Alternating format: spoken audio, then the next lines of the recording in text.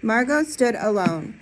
She was a very frail girl who looked as if she had been lost in the rain for years, and the rain had washed out the blue from her eyes, and the red from her mouth, and the yellow from her hair.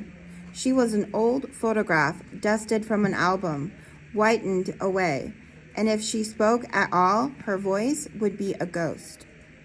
Now she stood separate, staring at the rain and the loud, wet world beyond the glass. "What are you looking at?" said William. Margot said nothing. "Speak when you're spoken to." He gave her a shove, but she did not move. Rather, she let herself be moved only by him and nothing else. They edged away from her.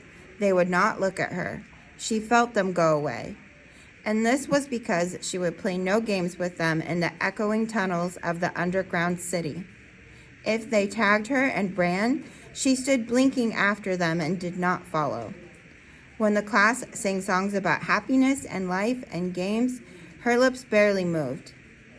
Only when they sang songs about the sun and the summer did her lips move as she watched the drenched windows.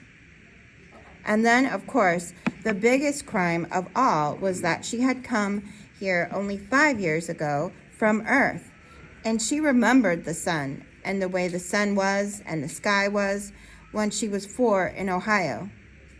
And they had been on Venus all their lives, and they had been only 2 years old when the sun came out, and had long since forgotten the color and heat of it and the way it really was.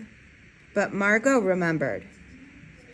"It's like a penny," she said once, eyes closed. "No, it's not," the children cried. "It's like a fire," she said, "in the stove." "You're lying, you don't remember," cried the children. But she remembered and stood quietly apart from all of them and watched the patterning windows. And once, a month ago, she had refused to shower in the school shower rooms, had clutched her hands to her ears and over her head, screaming the water mustn't touch her head. So after that, dimly, she sensed it. She was different, and they knew her difference and kept away. There was talk that her father and mother were taking her back to Earth next year. It seemed vital to her that they do so, though it would mean the loss of thousands of dollars to her family. And so the children hated her for all these reasons of big and little consequence.